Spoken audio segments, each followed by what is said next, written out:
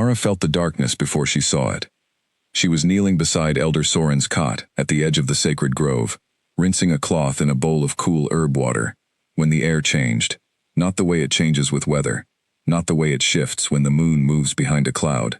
It changed the way a room changes when something that does not belong has entered it, and every living thing in the space knows it before their mind can explain why. She set the cloth down and looked up.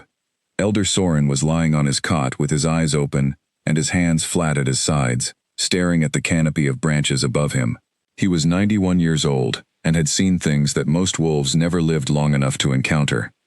But the expression on his face in that moment was not the weariness of a man who had seen too much. It was the sharp, stunned look of a man seeing something he had hoped he would never see at all. "Elder," Mara said quietly. She touched the back of his hand. His skin was thin and dry, the veins visible beneath it like rivers on an old map, and beneath her palm, she felt something that made her wolf pull back inside her chest and go completely still. Something was moving through him, something that did not belong there, and it moved with purpose, slow and deliberate, like it was learning the shape of the space it had entered, before deciding where to settle. "What has happened?" she asked. Her voice was low. Around them, the Silver Ridge blood moon gathering filled the grove with noise and firelight, drums, laughter, children chasing each other between the trees. The pack had gathered in their hundreds for the annual ceremony, and no one was looking toward the elder's tent on the far side of the grove.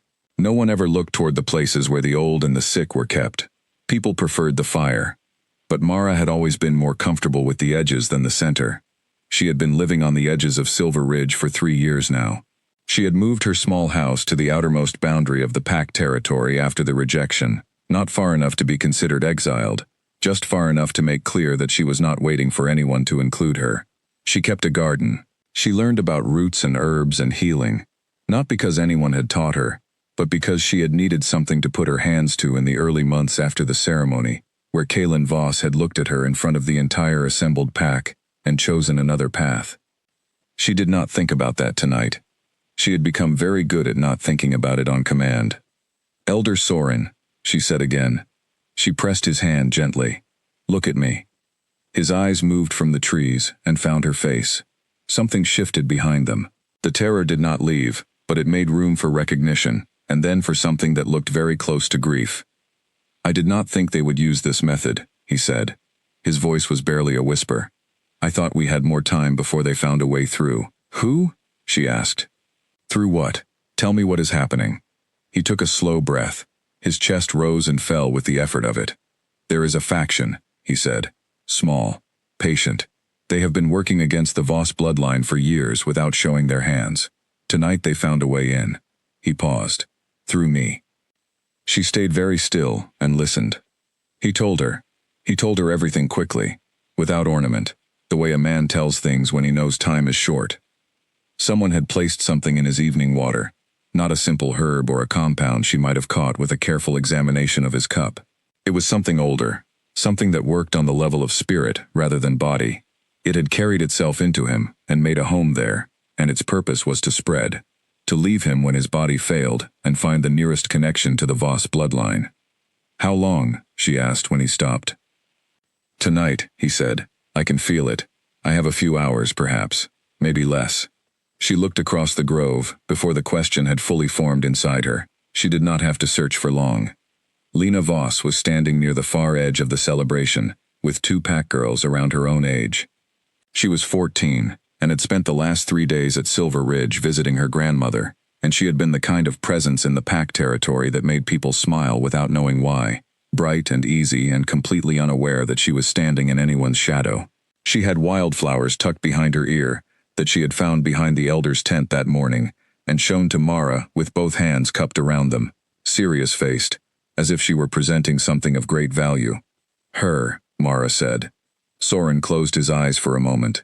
"Yes." Mara stood. She looked at the old man. She looked at the girl across the grove. She looked at her own hands for a moment, then at the faint, dimmed mark on the inside of her collarbone, just visible above the neckline of her shirt. The mark that was supposed to have vanished entirely after the legal rejection was processed. The mark that had faded to almost nothing, and then stubbornly refused to disappear the rest of the way. Her wolf understood before her mind formed the words. "Tell me how to stop it from reaching her," she said. "Mara." His voice carried a weight of warning. She had not heard from him in 4 months of quiet evenings. "Tell me, Elder Soren." He was quiet for a long moment. The drum at the center of the grove kept its steady beat, and the fire crackled, and Lena laughed at something one of the other girls said, a clear, bright sound that carried across the space between them, like light through water. "There is one method," Soren said. "It requires a person with a hollow space in their spirit, a space that was once filled and is now empty. The darkness needs something to anchor into. It cannot be forced into a person who is whole, but a severed bond leaves exactly that kind of space, the kind that aches at the edges but does not bleed." He looked at her steadily. "It was one of the things I had hoped to discuss with you before my health worsened. When I first asked for you specifically, I did not know this night would come. But I am not entirely surprised that you are the one sitting here." She understood him. She had always been quick to understand the difficult things. The easy things sometimes passed her by, but the painful ones landed immediately and completely. "If the hollow space holds it," she said, "what happens to the person?" He did not look away. He did not soften it. "The darkness is not passive. It will try to expand. It will cause pain, physical and otherwise, fever, weakness at unpredictable moments. Over time, it will press toward the center of a person's life force. If it is not removed, it will eventually." "I understand," she said. "There is a way to remove it," he said. "But you should know that before you. Tell me how to take it in first." He stared at her. In all the months she had sat with him, reading to him in the evenings, brewing his tea exactly the way he liked it, listening to him talk about things that had happened 60 years before she was born, she had never once seen him look at her the way he was looking at her now, like he was seeing something he had no word for. "Mara," he said softly, and her name in his mouth sounded like the kind of apology that comes from knowing you cannot change a thing. "Please," she said. Just that, just the one word, and it carried nothing dramatic in it, no urgency, no demand, just a simple, settled please, the way she said everything. He told her how. It was not complicated. She had expected something elaborate, words she would need to memorize, steps that had to be followed exactly. Instead, it was almost simple. She needed to open herself to it willingly. Her wolf needed to cooperate rather than resist. The hollow space in her spirit, the place where a bond had been and was now gone, needed to be presented outward, like a hand extended in offering, rather than a wall built in defense. And she needed to say in the old tongue a phrase that meant, loosely, "I take this into myself so that another may go free." She repeated the phrase back to him twice, until the pronunciation was right. There were 2 people near the tent entrance. Petra, a silver-haired she-wolf who had been part of the elders' support circle for decades, had stopped with a water jug in her hands and stood completely still, listening. And Finn, the young healer who had been apprenticed to Soren for 2 years, had come around the back corner of the tent and was frozen there with a look on his face that was equal parts alarm and helpless admiration. Mara looked at them both briefly. She did not say anything. She turned back to Elder Soren, sat down on the edge of his cot, and placed her right hand over the mark on her collarbone. She opened the hollow space. The darkness did not hesitate. It came out of the old man and into her like something that had been waiting for exactly this, not rushing, but flowing, the way water flows downhill without effort or intention, simply following the easiest available path. And the easiest available path was the empty space inside her that 3 years of survival had taught her not to look at too directly. It filled that space completely, and then pushed against its edges, testing them, and the pain that followed was the sharpest and most complete thing she had ever felt in her life. It went from her collarbone down through her chest and into her stomach, and then spread outward through her limbs in the space of a single breath, and she sat entirely still and breathed through her nose in long, slow pulls and did not make a single sound. Her face did not change. Across the grove, the drum kept playing. Beside her, Elder Soren exhaled, long and slow and full of release. The terrible tense energy she had felt moving through him when she first touched his hand was simply gone. He was lighter. Whatever had been pressing through him had left. He looked at her with eyes that were wet at the corners, and placed his hand over hers where it still rested against the mark on her collarbone. "There is a way to remove it from you," he said. His voice was calmer now, quieter. the voice of a man who had set something down and could breathe again. It requires a soul bond, a willing reclaiming of the severed connection between two mated wolves, not a legal process, a real one. The bond has to be genuine, and both people must enter it with full understanding and full willingness. She looked at him. The darkness inside her shifted at those words, as if it had heard them and was already calculating something. Rest, she told him gently. We will talk about the solution when you have rested. Mara. Rest, she said again, with the kind of firmness she usually only used for pack members who refused to take their medicine. She stood. She looked at Petra and Finn. Both of them were still standing exactly where they had been, looking at her with expressions she did not have the energy to interpret right now. Not a word, she said quietly. Not tonight. Not until I say otherwise. Neither of them spoke, but they nodded, slowly, and she accepted that as agreement. She stayed with Soren for the next 2 hours. She brewed his tea. She smoothed his blanket. She sat in the chair beside his cot and kept her breathing steady and her face composed, while the thing inside her chest tested her ribs from the inside, like it was measuring the space it had been given. She did not let it show. She had been managing invisible things for 3 years. She was good at it. Soren died just before midnight, when the blood moon was at its highest point, and the gathering below was at its quietest. He went peacefully, which was exactly what he deserved. Mara closed his eyes, folded his hands on his chest, and went to tell the pack what had happened. The news spread through the grove in waves. There was grief, genuine and deep, because Soren had been the oldest living elder and had known almost everyone's parents and grandparents. There were tears and embraces and the kind of low collective mourning that packs do better than most, that instinctive closing together in the face of loss. Lena, across the grove, heard the news and pressed her hands over her mouth. One of the pack girls put an arm around her. She cried quietly, the wildflower still tucked behind her ear, completely unknowing, completely safe. Mara watched her from a distance and felt the darkness push against her ribs and thought, yes, right, this is why. She walked home after the gathering ended. Her steps were even and measured. Her hands did not shake. She unlocked her front door, went inside, and sat down with her back against the wall beside the kitchen doorway. And then, alone in the dark, she let herself feel exactly how much pain she was in. It was considerable. She breathed through it. She built the walls back around it. She told herself she would figure out the rest of it in the morning. She did not sleep that night. The morning after Elder Soren's death, Silver Ridge was quiet in the way that places are quiet after a long-expected loss finally arrives. The grief was real but not sharp-edged. People moved through their routines with a slightly slower step, spoke in lower voices, left small bundles of flowers near the entrance to the sacred grove. It was the kind of mourning that a community knows how to hold, because it has held it before. Mara moved through her mourning as she always did. She watered her garden before sunrise.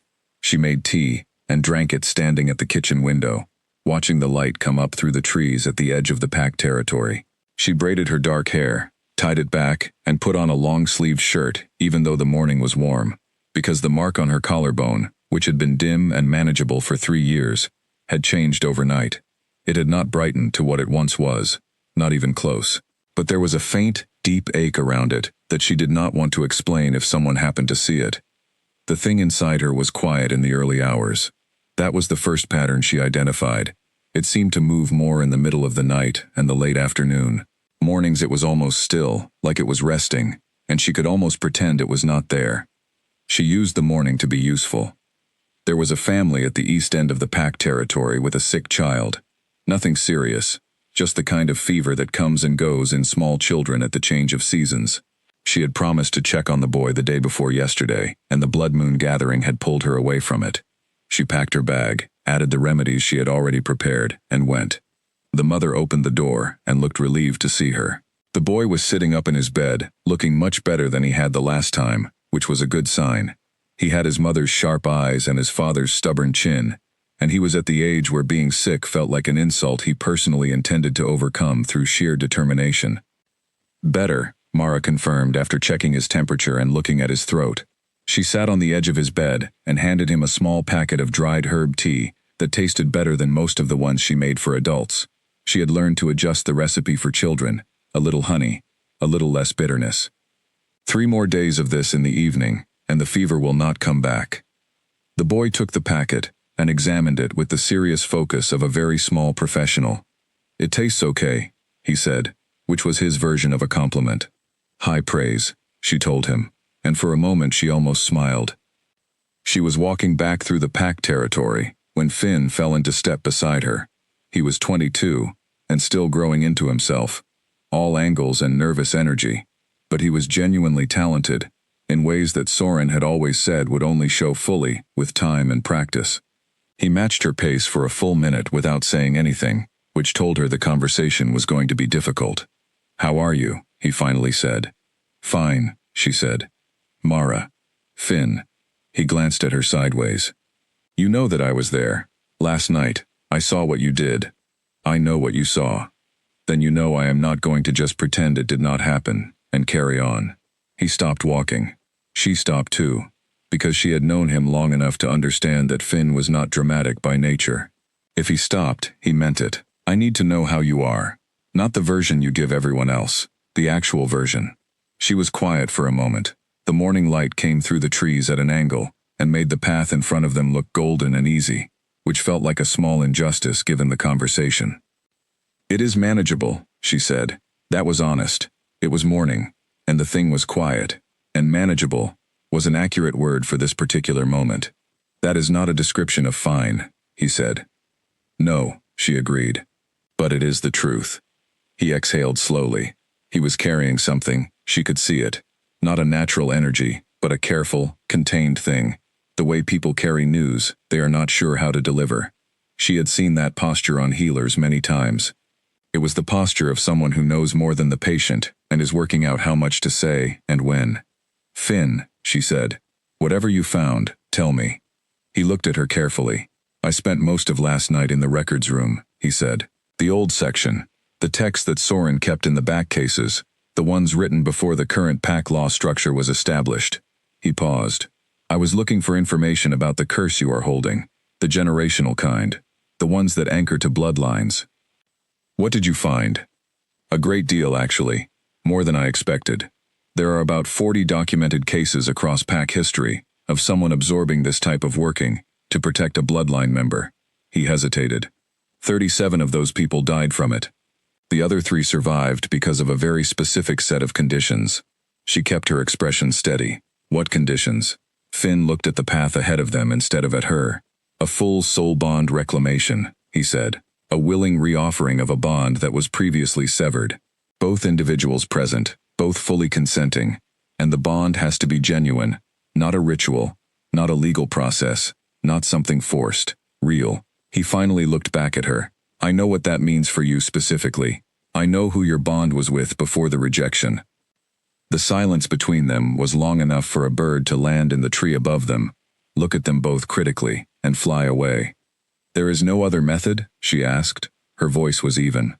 "I am going to keep looking," he said immediately, because he was the kind of person who did not give up easily. "I am going to go back into those texts, tonight and tomorrow and every evening after that, until I find something else. But as of this morning, with what I have read, the reclamation is the only method with documented success." She nodded once. "Mara," he said. "He is the Alpha King. He has a chosen mate. He is 300 miles away, and he stopped himself. He had the grace to not finish that sentence, because the end of it was, and he rejected you in front of everyone, and signed the documents, and moved on." Finn was tactful enough to leave all of that unspoken. "I know what the situation is," she said quietly. "I know it well. You do not need to outline it for me." "Then what do you want to do?" She considered the question genuinely, turning it over in her mind, the way she did with difficult problems, not rushing it, not avoiding it. The thing inside her shifted slightly, as if aware it was being discussed. She felt it press against the left side of her ribcage for a moment and then settle again. "I want you to keep looking," she said. "There may be something in those texts that has been overlooked. Something the documented cases did not try or did not think of." She looked at him steadily. "In the meantime, I am going to keep doing what I have been doing. Taking care of the pack, being useful, managing what is inside me to the best of my ability." "For how long can you manage it?" he asked. That was a good question, and she did not have a perfect answer to it. Long enough, she said, because that was all she could honestly say.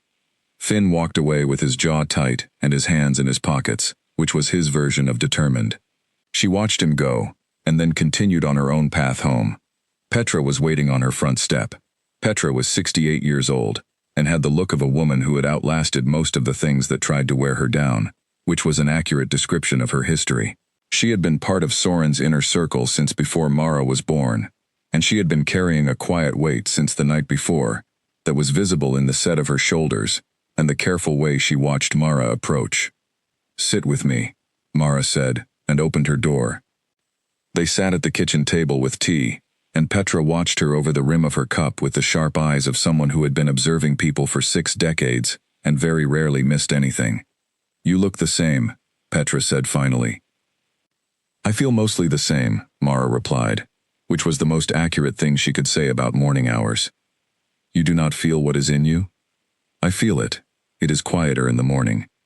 Petra set her cup down. "You should have told someone, before you did it. You should have let the healers consult, let the pack council." "There was no time," Mara said simply, "and the pack council would have discussed it, and arranged committees, and the curse would have found Lena, while we waited for consensus." She looked at the older woman. "You know that is true." Petra pressed her lips together. "I know," she said after a moment. "I know it. I just—" She stopped. She picked up her cup again, drank from it, set it down precisely. "I swore silence because you asked me to. And because I watched you do what you did, and I think if I had tried to stop you, you would have found a way around me, and you would have been polite about it the whole time, which would have been the worst part." Mara almost smiled again. That was the closest she had come to it in 16 hours. "I need you to continue keeping your word," she said. "At least for now.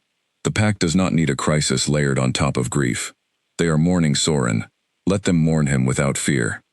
And when the time comes that you cannot hide it anymore, then we address it when that time comes." Petra studied her for a long time. She had the look of someone who had a great many more things to say, and was making a deliberate choice to hold most of them back. "You are too calm," she said. "It is not normal to be this calm." "It is normal for me," Mara said. That was also true. She had always been this way. It was not strength, exactly, or not only strength. It was something she had been born with, a stillness that sat at the center of her even in difficult moments, that made people sometimes mistake her for cold when she was in fact simply very still. Kalen had once called it beautiful, in the early days when they had walked together through the pack territory and talked for hours about nothing in particular.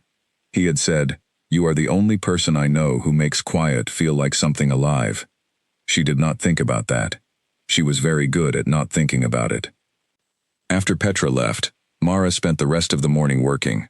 There were remedies to prepare, a visit to make to the family at the north edge of the pack whose elderly grandmother had been struggling with her joints. She went, she helped, she answered questions and gave instructions, and was as useful as she had trained herself to be. No one looked at her and saw anything wrong. She made sure of that. Late in the afternoon, around the time the thing inside her usually became more active, she was crossing the open field at the center of the pack territory when she heard her name called in a young, bright voice. "Mara, Mara, wait." She turned. Lena Voss was running toward her across the grass, her dark hair flying behind her, the wildflowers from yesterday replaced with a fresh bunch she was carrying in one hand. She was slightly out of breath when she reached Mara, and she held out the flowers with an expression that was a perfect mixture of offering and hope. "Grandmother said Elder Soren had a garden behind his tent," Lena said. "I found these this morning.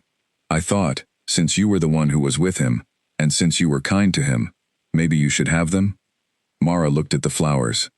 They were the same kind as yesterday's, small and pale purple, the kind that grew in the cracks between stones and required very little to survive. She took them carefully. "Thank you, Lena." The girl smiled. It was an uncomplicated, generous smile, the kind that very young people give, before the world has taught them to be careful with their warmth. She was completely fine. She was entirely herself, unhurt and whole, and laughing again, already the way young people laugh, when they have let themselves grieve, and then stepped back into the current of living. Mara held the flowers and watched her run back toward the group of pack children waiting at the far edge of the field. and the thing inside her pushed against her ribs in one hard, sudden pulse, the worst it had been all day, and she stood perfectly still and breathed through it until it passed.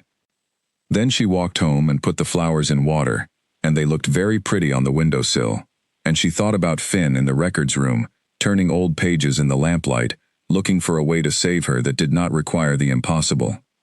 She was grateful for him. She was grateful for Petra. She was grateful for Lena's flowers, and the sick boy's approval of her tea recipe, and all the small useful things she was still able to do. She was going to be fine. She repeated that to herself with a certain quiet firmness, as she washed her hands and began making dinner, and the evening settled around the pack territory, and somewhere, 300 miles away, in a life that had moved cleanly on without her, an Alpha King slept without knowing that his severed bond was doing the most important work it had ever done. 6 days after the blood moon gathering, Mara dropped a full basket of dried herbs while climbing the front step of her house, and that was the first time she admitted to herself, privately, that the thing inside her was getting stronger. She gathered the herbs from the ground, took them inside, put them in their jars, washed her hands, and sat down at the table. Her hands were steady. She looked at them for a long moment, examining each finger carefully, as if her hands were a report on how she was actually doing. The trembling had lasted for only a few seconds. It had not been visible, she was sure of that, but she had felt it. A vibration that started somewhere in the center of her chest and moved outward through her arms to her fingertips, as if something inside her had tapped on the container's walls with a little more force than usual. She had been keeping a mental record. The pain came in waves now, rather than as a constant pressure. The waves were irregular, sometimes 2 hours apart, sometimes 5 minutes apart, sometimes so brief and sharp that she could absorb them mid-conversation without anyone noticing. The fever came and went, mostly at night, low enough to manage but persistent. The visions were new and troubling. They had started 3 days ago, brief, fractured images that crossed her field of sight without warning, like photographs from someone else's life. A courtyard with stone walls and a fire burning in an iron grate. Hands she did not recognize moving over official documents. The back of a man's head, dark-haired, standing at a high window, looking at something she could not see. She had not told Finn about the visions. He was already working hard enough. He was in the records room every evening now, reading by lamplight long past midnight, and he came to see her every morning, with the dark-ringed eyes of someone running on determination and not much else. He always reported what he had found with the careful precision of a person who knew that accurate information was more useful than comfort. So far, the reports were consistent. No alternative method had surfaced. Everything pointed in the same direction. She did not let herself think too long in that direction. She gave herself exactly as much of that particular thought as she needed to absorb the reality of it, and then she moved on to what she could control, which was everything else. On the morning of the 7th day, she found Finn on her doorstep before sunrise, which was unusual. He was wearing the same clothes from the day before, which confirmed he had not slept, and he had a very old, very small book tucked under his arm that he handled with the reverence of something fragile. "I found something," he said. His voice was equal parts cautious and exhausted. She moved aside and let him in. She made tea while he sat at her kitchen table and opened the small book to a page near the end, smoothing it flat with careful hands. "This is not in the main collection," he said. "Soren had it stored in a separate case, the locked one in the back room. I only found the key this morning in his things." He turned the book to face her. The writing was in the old tongue, cramped and small. The ink faded to a pale brown at the edges. "It is written by a pack elder who lived about 200 years ago, in a territory that no longer exists. She was a healer. She documented 3 cases where the generational absorption was completed successfully, without the soul bond reclamation." Mara set down her cup and gave the book her full attention. "How?" "She used what she called a chain transfer," Finn said. He was choosing his words carefully, which meant he was about to explain something complicated in simple terms, and wanted to be accurate. Instead of waiting for the original bond to be reclaimed, the absorbed working is passed through a series of living vessels. Each person holds it briefly, reducing its strength slightly before passing it to the next. If enough vessels take a portion of it and release it incrementally, the whole thing can be diluted to nothing. Mara studied the page. She could read the old tongue adequately, not fluently, but well enough to follow the description he was referring to. She worked through the text carefully, her finger moving along the lines. "How many vessels?" she asked. In the cases she documented, between 12 and 20 individuals, depending on the initial strength of the working, and each of them feels pain during their portion of it. Yes, brief but significant pain, and not everyone can hold it, even briefly.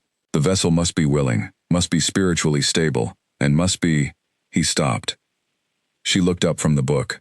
Must be what? Finn looked uncomfortable, in a way that she recognized. It was the face of someone about to deliver the part they had been hoping to save for later.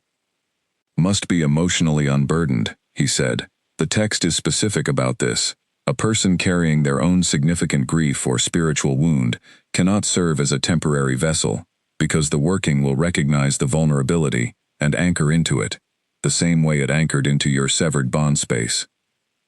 She was quiet. Which means, she said slowly, that we would need 12 to 20 individuals who are spiritually whole, emotionally settled, and willing to take an ancient working into their bodies for a temporary period, in order to dilute it enough to break it. Yes. She looked at the book again. That is not nothing, she said. That is not easy to arrange, and it would require telling the pack, at minimum, telling the council. Yes. She sat back. The thing inside her chose that moment to shift with a slow, deliberate movement that sent a pulse of heat through her chest and up into her throat. She swallowed it down and kept her face still.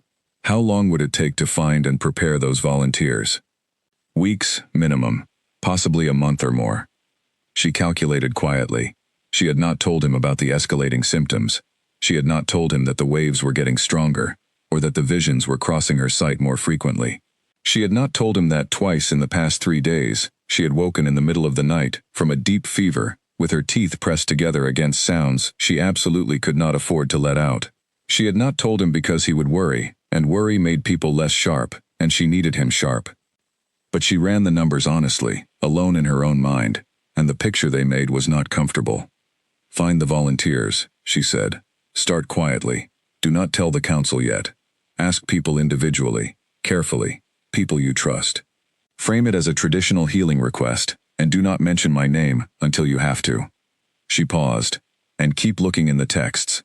The chain transfer may be the answer, but if there is a faster method, I want to know it. Finn nodded. He was writing in his small notebook, which he took everywhere, the letters neat and precise. He was a good healer. He was going to be a great one, with time. There is one more thing, he said, not looking up from the notebook. She waited. The chain transfer only works if the original vessel is strong enough to maintain containment throughout the process, he said. If you weaken significantly before we can complete it.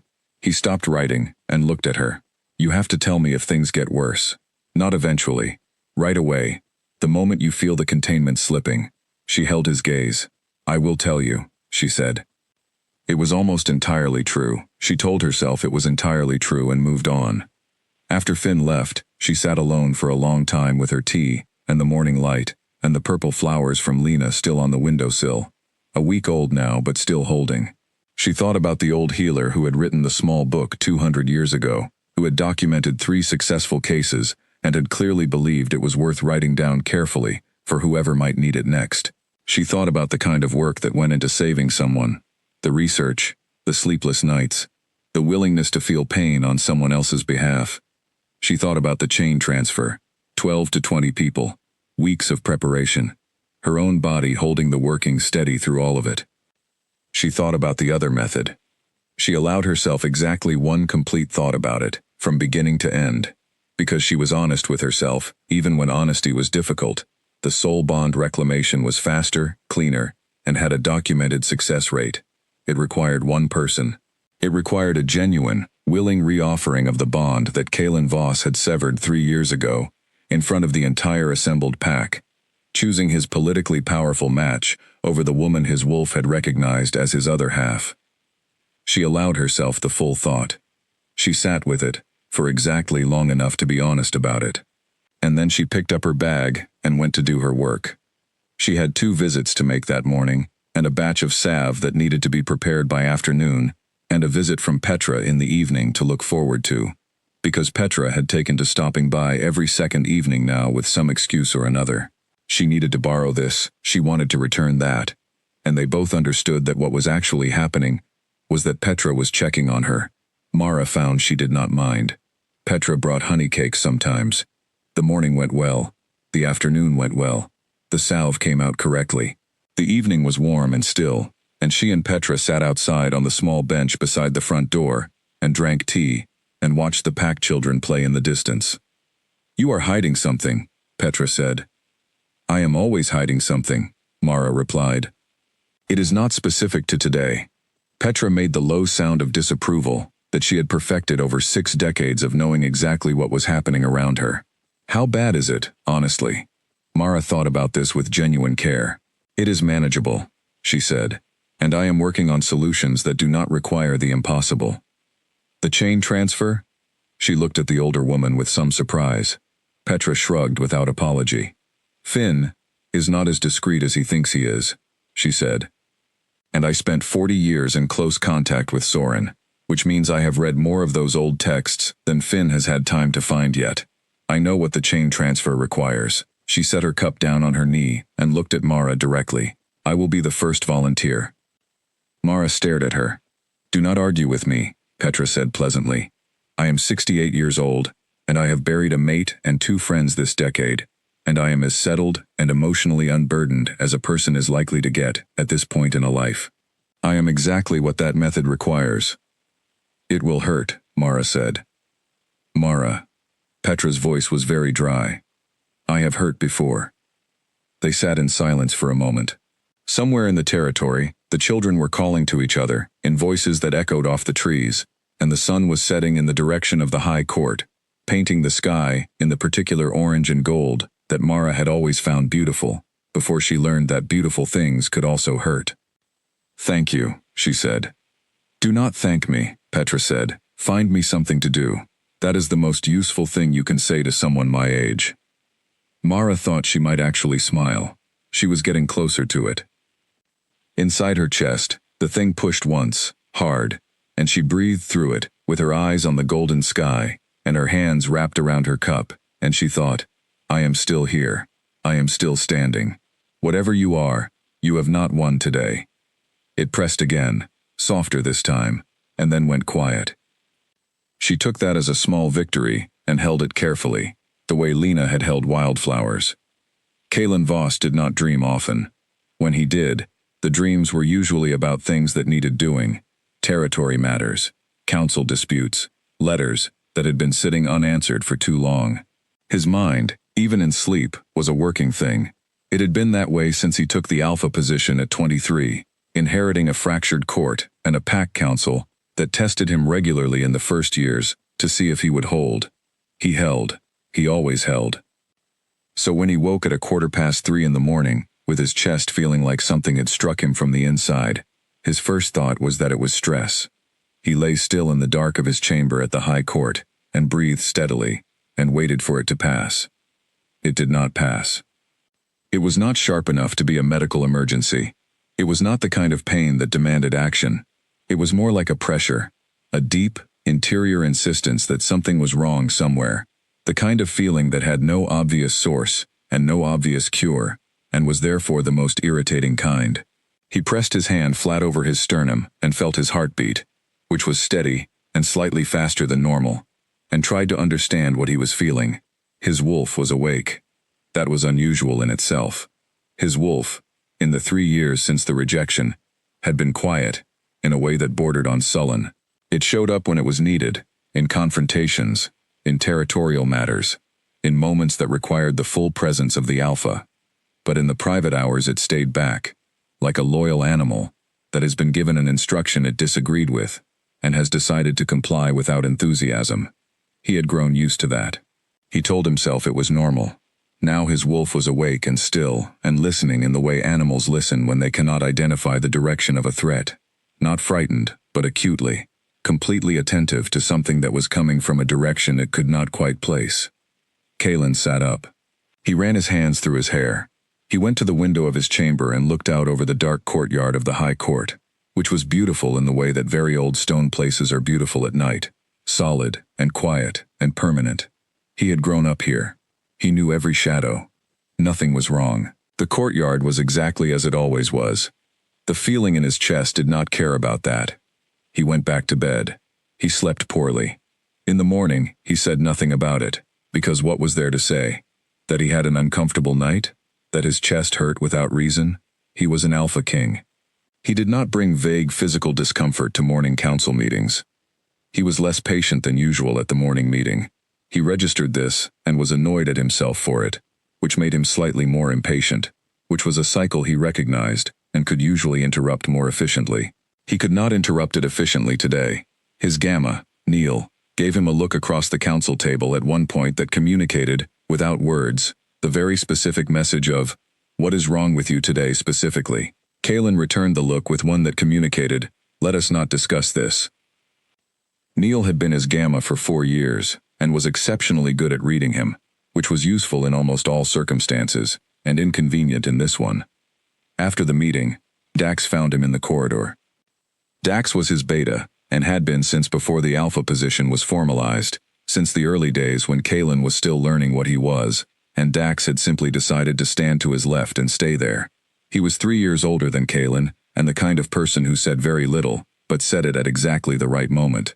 He fell into step beside Kalen, in the corridor, with the ease of someone who had been doing that for a decade. "You look terrible," Dax said, which was his version of asking if everything was all right. "I slept poorly," Kalen said, which was his version of answering. They walked in silence for a moment, then Dax said, "It has been 3 days." Kalen looked at him. "What has been 3 days?" "You sleeping poorly. Looking like that." He did not elaborate on what like that meant. He did not need to. "Is it the Colton border situation?" No, the border situation was manageable, and he had it in hand.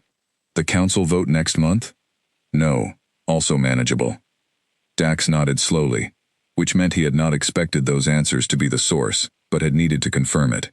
He was methodical that way. He ruled things out before he named the thing remaining. He looked at Kalen carefully as they turned the corner toward the Alpha's office, and said nothing more. That evening, Kalen pulled the locked drawer of his desk open. He was not sure why. He had a stack of reports to read, and 3 letters that needed responses before morning. There was no practical reason to open that drawer, but his hand went to it anyway, and he unlocked it, and he looked at what was inside. There was not much. A small envelope. The official rejection documents, signed and sealed and witnessed. A copy of the legal record from the council archive. And underneath all of it, something that had no business being there, and that he had told himself twice to remove. A single pressed flower, pale purple, the kind that grew in cracks between stones, which had been in his pocket on the day of the territory walk, when he had understood for the first time that the bond recognition was real. He did not remember putting it in the drawer. He also did not remember ever throwing it away. He left it all where it was, and closed the drawer. He sat at his desk with the reports in front of him, and did not read them for a long time.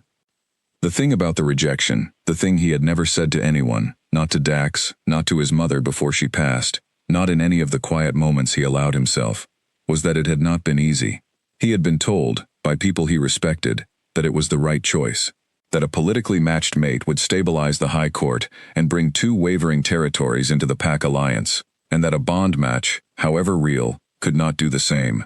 That the Pac's needs were larger than any one person's, that he would adjust, that the bond would fade, that his wolf would understand in time. His wolf had never understood. He knew that now, sitting in his office at 9 in the evening, with a chest that had been hurting for 3 days, and reports he could not focus on. His wolf had complied, in the way things comply when they have no choice, but it had never understood. And now something was pulling at what remained of the severed connection, not loudly, not obviously, but with the quiet, relentless insistence of a tide pulling at the shore. He could feel it. He had been feeling it for 3 days, and calling it stress, and poor sleep, and professional pressure. He was an intelligent man. He knew when he was lying to himself. He was simply choosing to keep lying for a little longer, because the alternative required him to think about things he had spent 3 years organizing into a drawer and locking. At the other end of the corridor, in the room set aside for her use at the High Court, Sarah was reading. He knew this because Sarah was always reading in the evenings. It was one of the things he genuinely liked about her. She was self-contained, never bored, never needing the room to reorganize itself around her mood. She was by any measure an excellent person. She was warm and fair-minded, and had come into the political arrangement between her family's territory and the High Court with clear eyes and a willingness to make the best of something that was not a fairy tale. He had made his choice. He had made it in good faith, for reasons he still believed were real, and he had committed to it fully, and without complaint.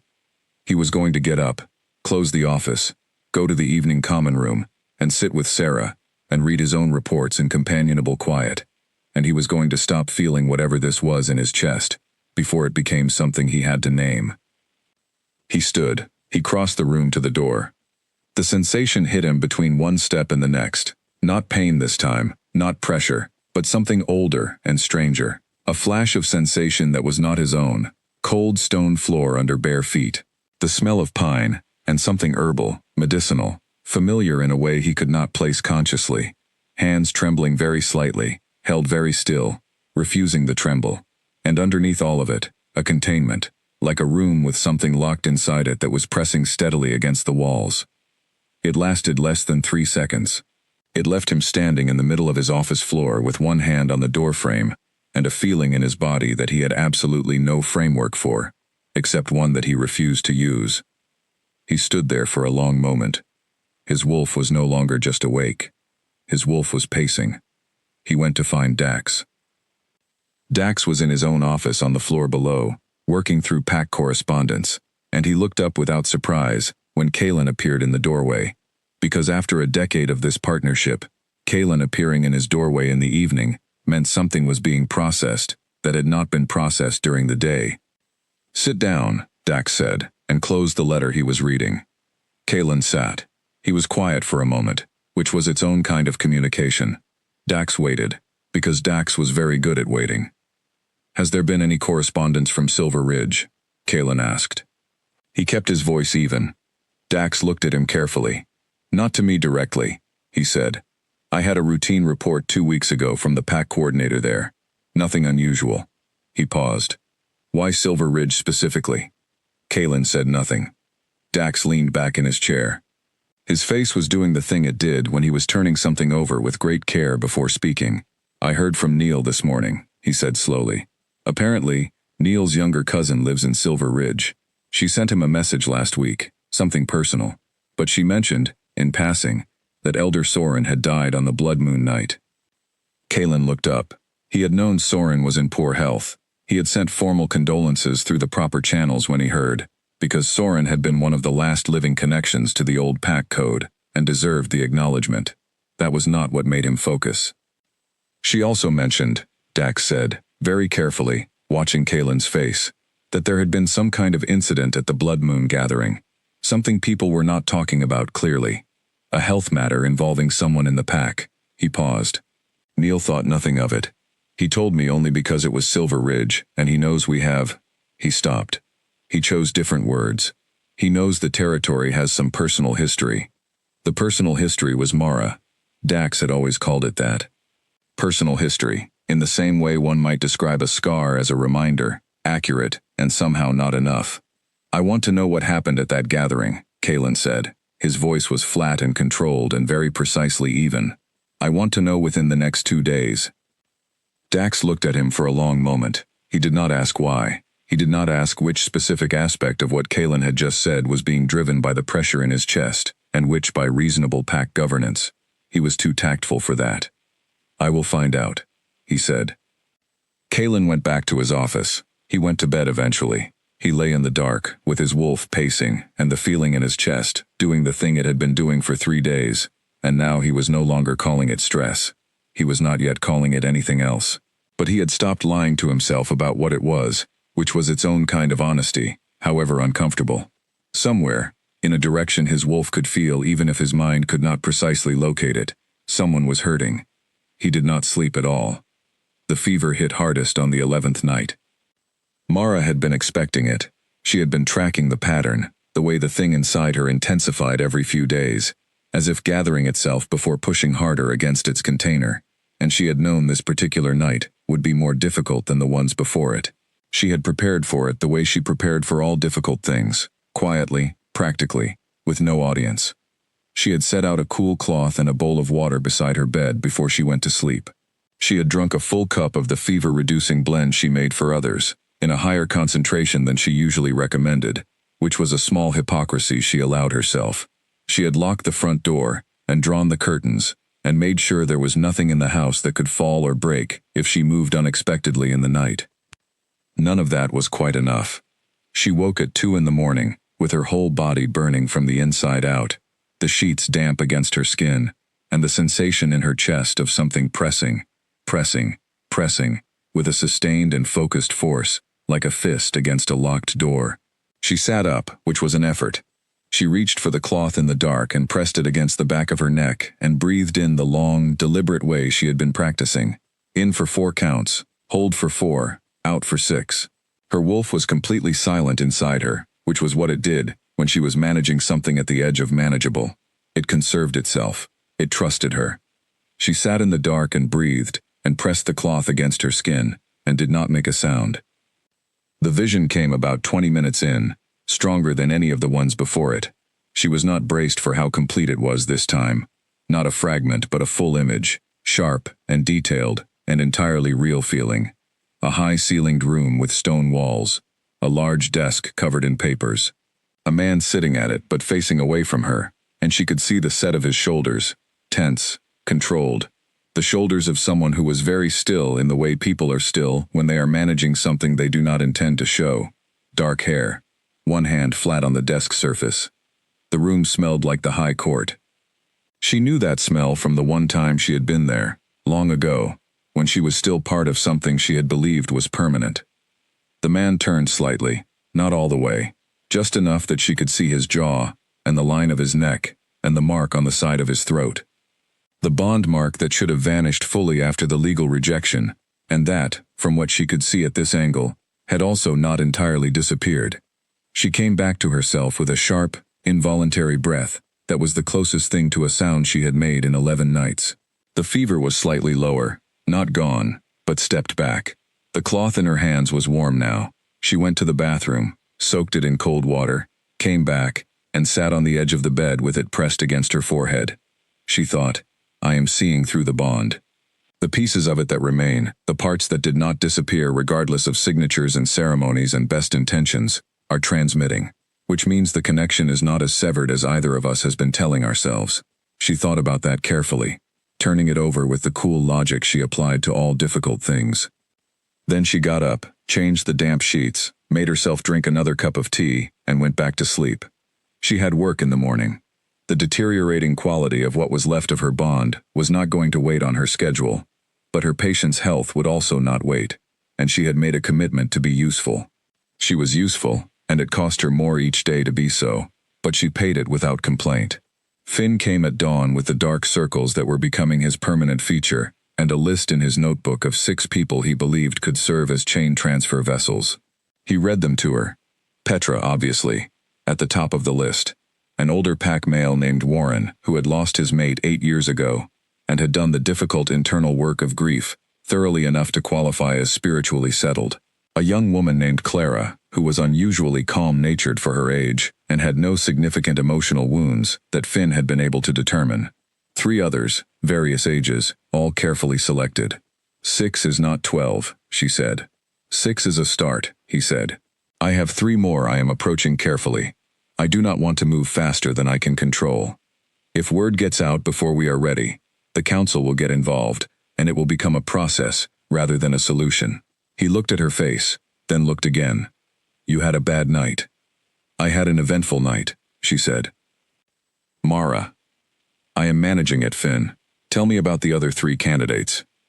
He told her, and she listened, and they talked through the logistics of the chain transfer, how they would do it, in what order, what each person would need to understand beforehand. It was a real plan. It was taking shape. She held on to that. After Finn left, she prepared for her morning visits. She had a longer list than usual, because one of the other pack healers had gone to visit family in the neighboring territory for a week, and had asked Mara to cover her patients. She had agreed because saying no was not something she did easily, and also because busy was better. Busy kept the mind occupied and the body in motion, and motion, she had found, made the thing inside her slightly less aggressive. It seemed to intensify most when she was still. She was halfway through her third visit of the morning when Lena appeared around the corner of the building she was entering. This surprised her. Lena's grandmother lived on the other side of the pack territory, a good distance from where Mara was currently standing. And Lena's 3-day visit had extended into a week and a half, which probably had more to do with the pack children and the wildflowers and the general pleasantness of being somewhere without the weight of the high court's formality pressing on everything than with any specific plan. "I found you," Lena said, with the particular satisfaction of someone who had been actively looking. She was carrying a small wrapped package that she held out as Mara reached her. "Grandmother made too many honey cakes. She always makes too many.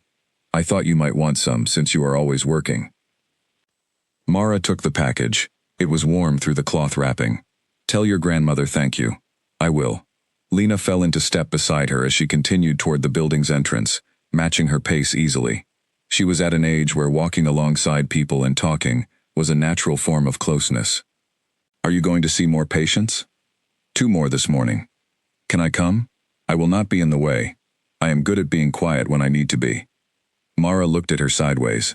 Lena was standing with her shoulders back and her chin slightly lifted, which was a pose Mara recognized.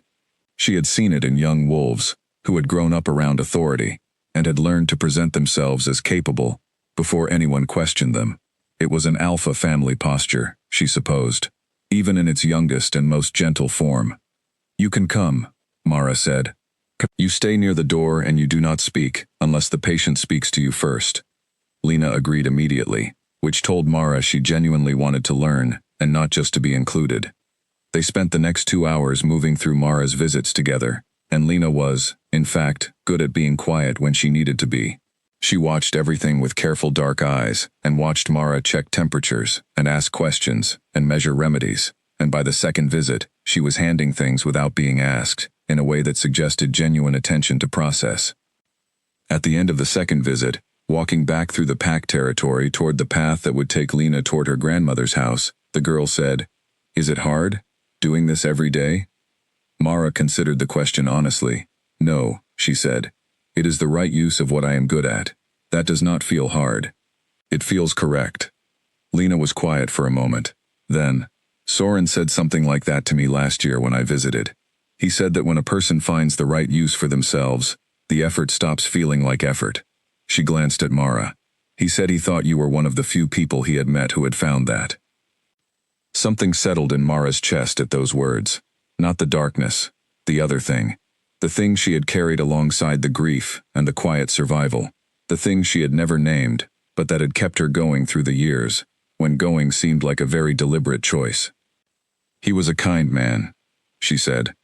"He was," Lena agreed. And then, with the directness that young people have, before they learn to soften everything, "My brother talked about you once. Just once. I was 12. He thought I was asleep on the carriage seat. He said your name to Dax and then went quiet for a long time. I do not know what he was thinking, but it was the kind of quiet that has a lot of things in it." Mara kept her eyes on the path.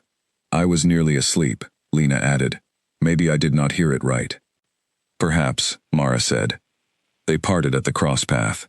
Lena went left, toward her grandmother's house, and Mara went right toward her own, and the thing inside her pushed once, hard enough to pull her to a brief stop in the middle of the path. She stood still. She breathed. She kept her face composed for the empty path and the empty trees and the empty air, because composure was not only for audiences, it was also practice for the moments when she was alone, and the honest version of things was available, and she needed to choose, once again, to hold. She held. She made it home. She sat down, ate one of the honey cakes, which were very good, and thought about what Lena had said. She thought about a carriage, and a 12-year-old pretending to sleep, and a man who had gone quiet in the way that has a lot of things in it. She allowed herself that thought for exactly as long as it took to eat the honey cake. Then she put the rest away for later and went back to work.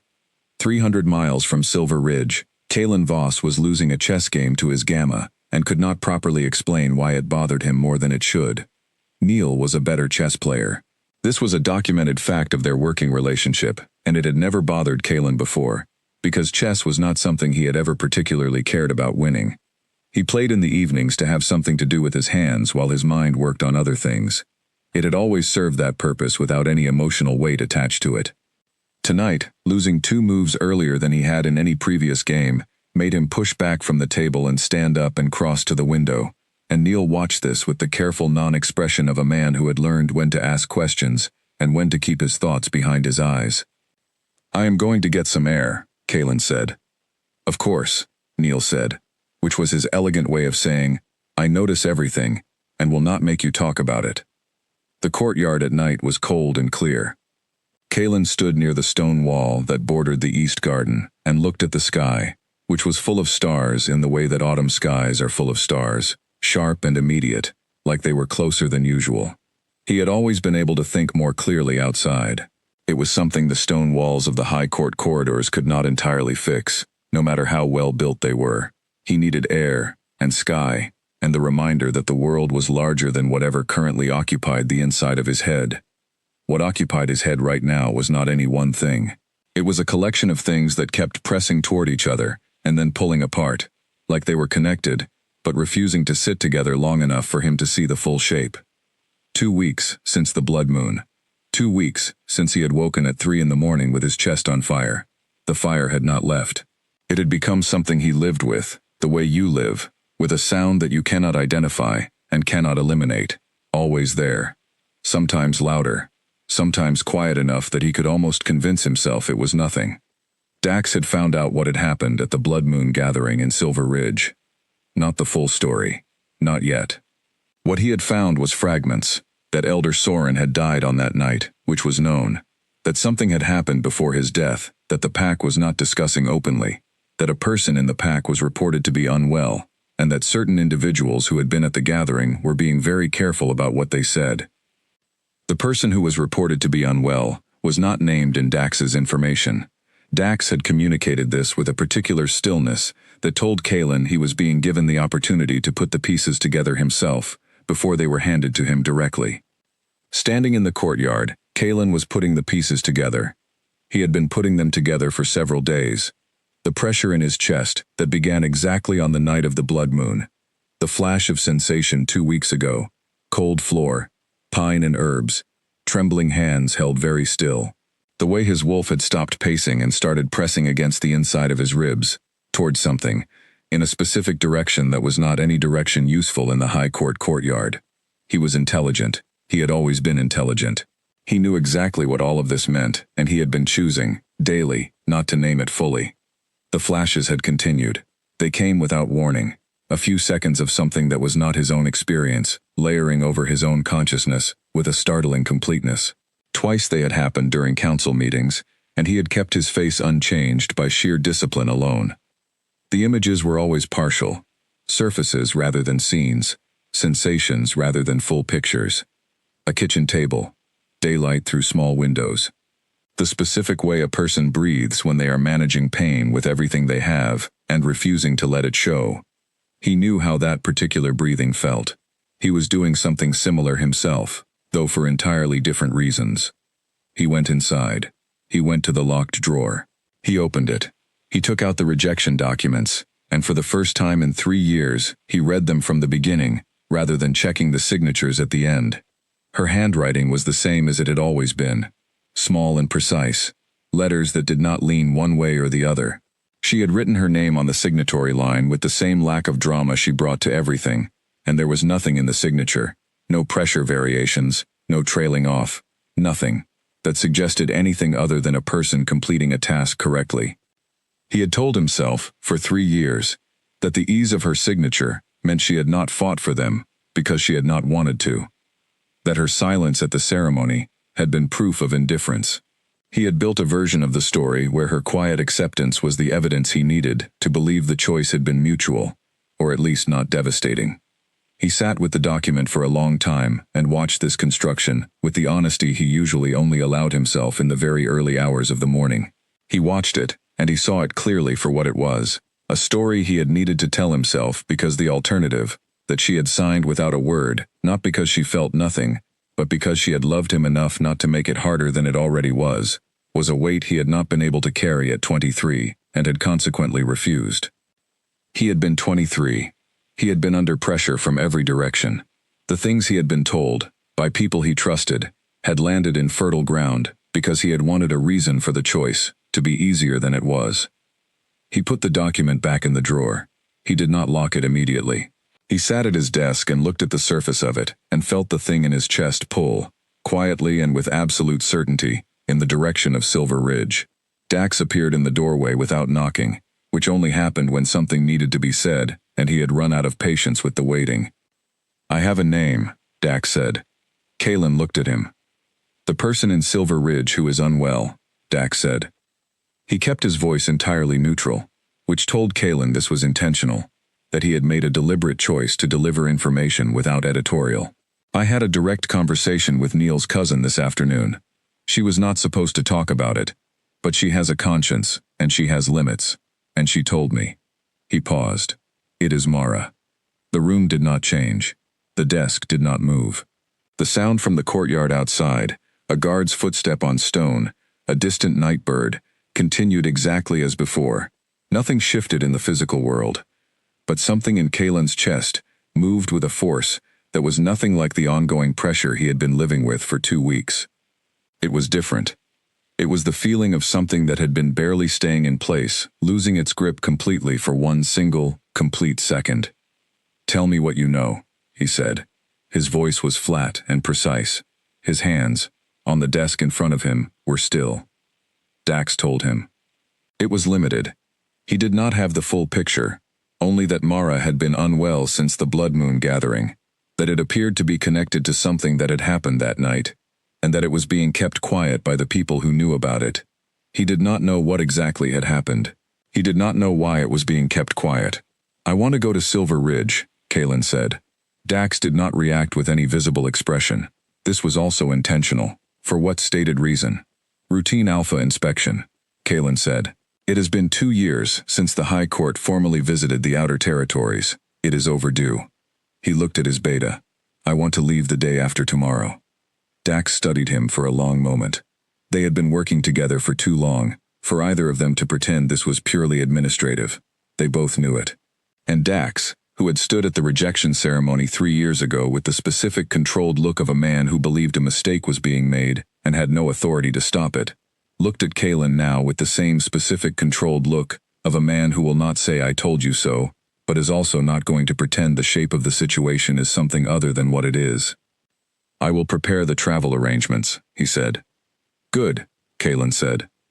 After Dax left, Kalen sat alone for a very long time. He did not look at the locked drawer again. He did not need to. He already knew what was in it, the document with her precise, undramatic signature, and underneath it, a pressed flower that he had never thrown away, and underneath that, the admission that he had not thrown it away because some part of him had always known the choice he made at 23 was the kind of choice that continued to cost long after the moment had passed. The thing in his chest pulled steadily toward Silver Ridge. His wolf, for the first time in 3 years, was not pacing. It had stopped moving entirely, and was facing one direction, with the focused stillness of something that knows exactly what it is waiting for, and intends to wait as long as necessary. Kalen pressed his palm flat over his sternum, and felt the pull, and for the first time in 3 years, he did not try to redirect it, or diminish it, or call it something other than what it was. He let himself feel the direction of it. Just that, for now. Just the direction. Mara knew he was in the pack territory before anyone came to tell her. She was weeding the front garden when she felt it, a change in the air that was different from all the other changes she had been cataloging over the past 2 weeks. The darkness inside her had its own rhythm of pressure and release. The weather had its signals. People had tells she had learned to read. This was none of those things. This was something older and more immediate, the way a fire brightens slightly when someone opens a door nearby, responding to the change in air before any other indicator has registered. She sat back on her heels in the garden and looked at her hands for a moment, then at the path that led from the main pack territory to this outer edge where her house sat. She went inside. She washed her hands. She changed out of the gardening shirt into a plain dark one with sleeves long enough to cover her wrists. She pressed the back of her hand against her collarbone for a moment to feel the temperature there. It was warmer than it should have been, which meant the current wave was building toward its peak. She went back outside, sat on the front bench, and waited. He came up the path at a pace that was not quite casual and not quite urgent. He was flanked by Dax at a short distance behind, and 2 senior guards, who stayed well back when Kaylin stopped at the foot of her path. He looked exactly as she had last seen him, which was 3 years ago, at a distance, after the ceremony, when she had watched him sign the matching documents without looking in her direction again. He was the same, tall, dark-haired, carrying himself with the specific contained authority of someone who had learned to walk in a room and take up exactly as much space as was necessary, and no more. He was wearing the working clothes of a traveling alpha rather than the formal dress of court, and he looked like he had not slept well in some time. She recognized that. She had been wearing the same evidence on her own face for 2 weeks. "Mara," he said. He stopped at the edge of the path where it met her front garden, which was the correct distance, respectful, not presumptuous. His voice was even.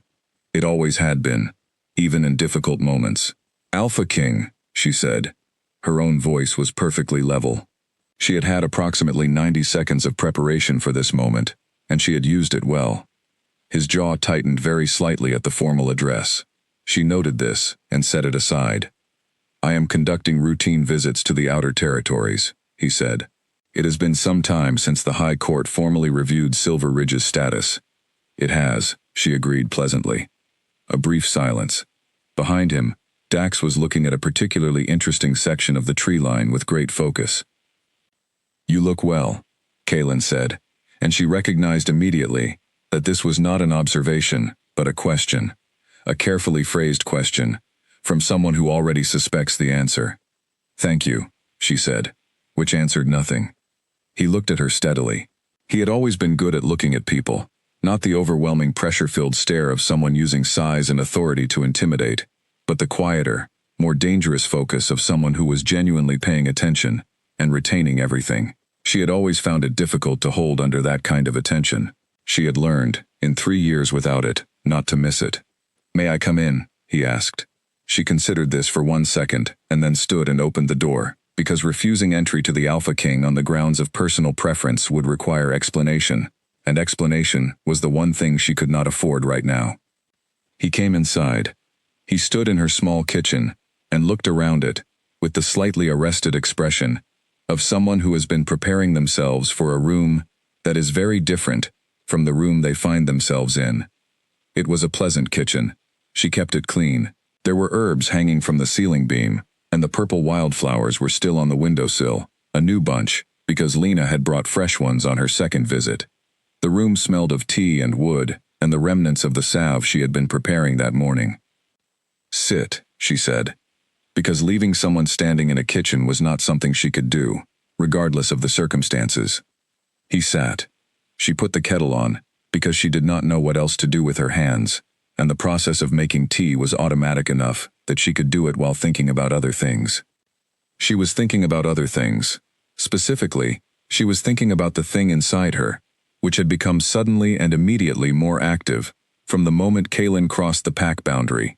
Not painfully, not a wave or a surge, but alert, aware. Like an animal that has been sleeping and has heard its own name in the next room. She did not show this. She made the tea.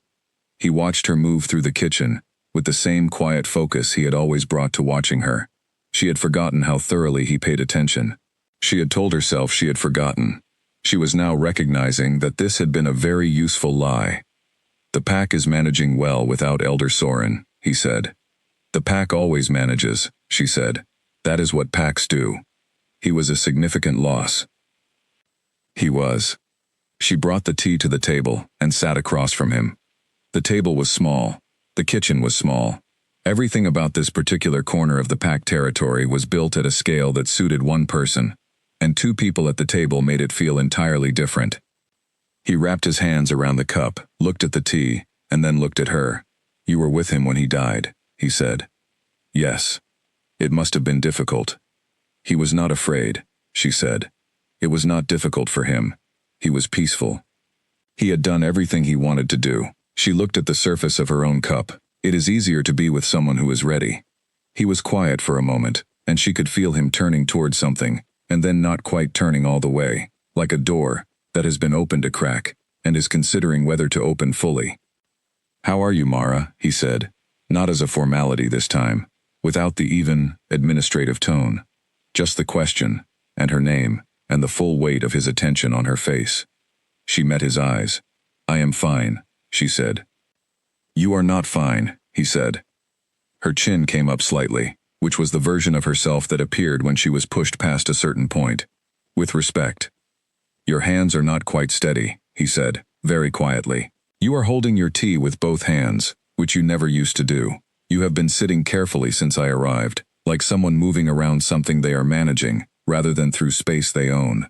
And you are wearing long sleeves in a warm kitchen in autumn." She looked at him, he looked at her. The kettle on the back of the stove had stopped boiling, and the kitchen was very quiet. "I have been slightly unwell," she said. "It is manageable." "Slightly," he said. "It is manageable." He put his cup down. He looked at her for a long moment that she could not read.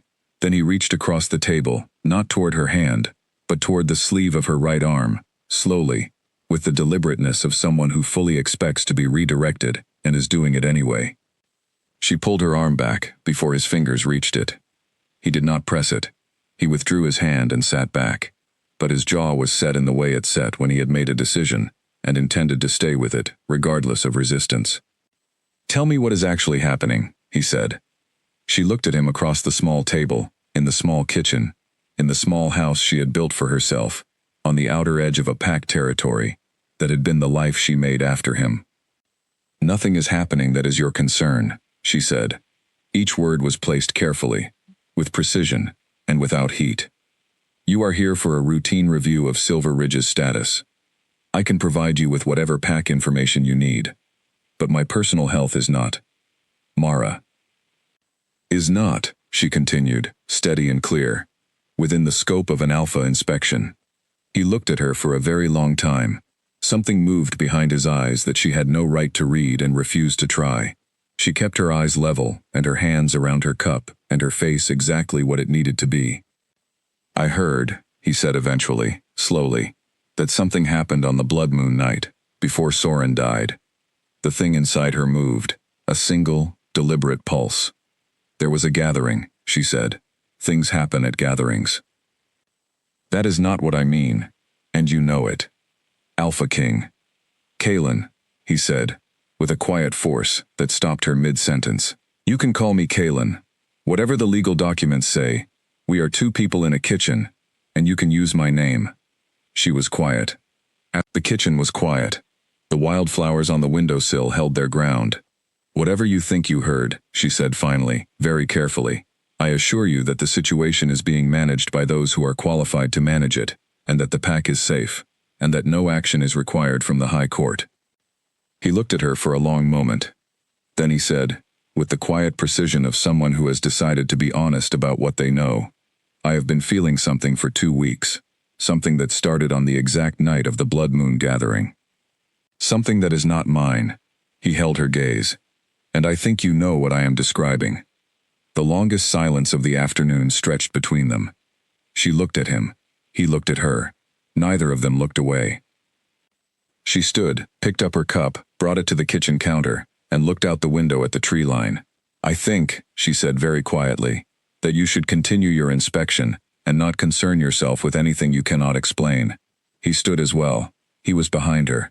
She heard the movement of the chair, and then she heard him stop, not close, not pressuring her, just standing in the kitchen, like someone who has decided not to leave just yet. "I will continue the inspection," he said. "I will be in Silver Ridge for several days, and I am going to find out what happened that night, Mara. I want you to know that." She looked at the tree line. The sun was going down behind it, in the particular colors of autumn, orange and deep red, and it was very beautiful in the way things are beautiful when you are feeling too much to look at them directly. "Then you will find out," she said. Her voice did not shake. "Eventually." He left. The door closed behind him. She stood at the kitchen window and breathed through a slow, sustained wave of the thing inside her that had been building through the entire conversation, and that she had kept completely invisible through sheer, practiced, total control. When it passed, she gripped the edge of the counter and looked at the wildflowers and thought, 3 days, maybe 4. before Finn and Petra lose enough patience to tell him themselves. She was not sure how she felt about that. She was very sure how much her chest hurt. On the morning of Kalen's third day in Silver Ridge, Mara collapsed in the middle of the common path between the healer's supply room and the elder's quarter. She did not feel it coming the way she normally felt the waves coming. There was no warning period, no gradual intensification she could breathe through and brace for. One moment she was walking with her bag over one shoulder and her mind on the salve she needed to finish by afternoon, and the next, the ground was closer than it should have been, and her knees were on the dirt path, and her hands were flat against the earth, and she could not immediately work out which direction up was. The thing inside her had not surged. It had not pushed against its container. What it had done, what she understood in the few clear seconds she had before full consciousness became difficult, was shift, not outward, inward, as if it had stopped testing the walls and had turned instead toward her center, with a focused intent that was different from everything it had done before. She registered this with the clinical part of her mind that kept working even when everything else was struggling. It had changed strategy. That was not good. What saved her from being alone on the ground for too long was that Finn had been walking 10 meters behind her, close enough to see her go down, close enough to reach her in seconds. He was on his knees beside her almost immediately, one hand on her back, the other checking her pulse at her wrist. Mara. His voice was controlled, but she could hear what was underneath it. She had known him long enough to read the specific frequency of his alarm. I have got you. Do not try to get up. Tell me what you feel. It shifted, she managed. It went inward instead of outward. The containment is intact, but... It changed approach, he said. He was already reading her eyes, checking the color of her lips. How long has it been doing this? She had told him she would let him know immediately if things changed. She had been telling herself for 3 days that the slight differences she had noticed were not significant changes. She understood, on the ground with the path's earth under her palms, that she had been doing this. 3 days, she said. He said nothing, but his silence was a specific kind, the silence of someone who is managing a response they cannot allow themselves to have right now because they need to function. He helped her sit up, and she got her back against the low stone wall that bordered the path, and she breathed carefully through the internal pressure, while Finn pressed the back of his hand to her forehead and then her neck, and kept his face very still and professional. We need to talk, he said. Yes, she agreed. They talked, there on the path, quietly and quickly, and with the no-margin efficiency of people who have run out of time to be gentle about things. He told her that based on what she was describing, the containment she was maintaining had perhaps a week of reliable integrity left, possibly less. The chain transfer was not ready. He had 9 confirmed volunteers, which was still short of the 12 minimum, and 9 was a conservative estimate of who could actually hold the working without sustaining damage, given the requirements. What do we do? She asked. We have to tell someone who can help us accelerate, he said. Someone with enough standing to bring in volunteers from the surrounding pack territories without going through a full council process. Someone who can make things happen quickly. He looked at her steadily. He is here, Mara. He has been here for 3 days. I know you know what I am saying. She looked at the path in front of them. The morning sun was bright and clear, and very ordinary. You said the chain transfer needs a minimum of 12 stable vessels, she said. Yes. And if we cannot get to 12 before the containment fails. He held her gaze. He did not look away, and he did not soften it. Then we need the other method. She nodded once. She pressed her hand flat against the wall behind her, and pushed herself to her feet, with a steadiness she was partly manufacturing, and partly meaning. Give me tonight, she said. I will tell him in the morning. Finn started to object. Tonight, Finn. I need tonight. He closed his mouth. He nodded. She made it through the rest of the day. She finished the salve. She made her afternoon visits. She ate dinner at her kitchen table, while the wildflowers watched her from the windowsill, and the thing inside her pressed steadily inward, like a hand closing slowly into a fist. She thought about what the morning would look like, the conversation she would have to have, the information she would have to give him, and what that information would require of him, and whether he was the kind of person who could be asked to do something this significant by someone he had formally released from any claim on him 3 years ago. She thought she knew the answer, but knowing the answer and trusting it were different things. and she had not trusted the direction of Kalen Voss in 3 years, by specific choice and considerable practice. In the morning, she did not have to find him. He was already at her door. He had come early, before the pack's morning activity had properly begun, in the kind of hour that suggested he had also not slept well. He was wearing a plain dark coat and no visible authority markers, and he looked at her when she opened the door, with the particular expression of someone who has spent hours thinking their way to a conversation and arrived at her threshold, fully prepared to have it. "I know what happened at the Blood Moon," he said. Without greeting, without preamble, he had the information, and he wanted her to know that he had it, before she could decide how much to tell him, which was, she recognized, a fairly intelligent approach. She stepped back and let him in. He stood in her kitchen again. This time she did not make tea. She sat down at the table, because standing required more energy than she had available at 8 in the morning after the previous night, and she gestured to the chair across from her, and he sat. "Tell me what you know," she said. "Petra," he said. She held out longer than I expected, given how clearly she wanted to tell me. "She came to me last night. She told me most of it." Mara thought. Most of it. She thought about what most left out. The cure. The impossible requirement. "Then you know what I did," she said. "Yes," he said. His voice had changed from the day before. It was not controlled, not administrative. It was something else, that she did not look at directly, because looking at it directly was not something she was equipped to do right now. "You took an ancient generational working into your body, to keep it from reaching Lena." "Yes. My sister." His voice did something on those 2 words, that he could not entirely control. "My 14-year-old sister." "Yes." He looked at the table surface between them. He was very still, in the way she had seen him be still, only a handful of times, the stillness of someone whose whole body has locked in place, to prevent whatever is happening inside from reaching the outside. "Why?" he said. "Why would you do that?" "Because she is a child," Mara said, "and because there was no one else in the position to do it, and not enough time to find another solution." "You could have." "There was no time," she said quietly but firmly. The working was active and moving, and the nearest blood connection was standing 20 meters away, with wildflowers behind her ear. There was no council meeting, no deliberation, no alternative option that fit the minutes available to me. She met his eyes. I made the decision that needed to be made. I would make it again. The silence that followed was long enough for the morning light to move slightly across the table surface between them. "How long have you been managing it?" he asked. 2 weeks, she said. He closed his eyes for 1 second. Just one. Then they opened again, and she saw in them something she had not let herself look for, but recognized without effort. "And all of this time," he said, "while I was at the High Court, attending council meetings and complaining about headaches, you were doing your work," she said.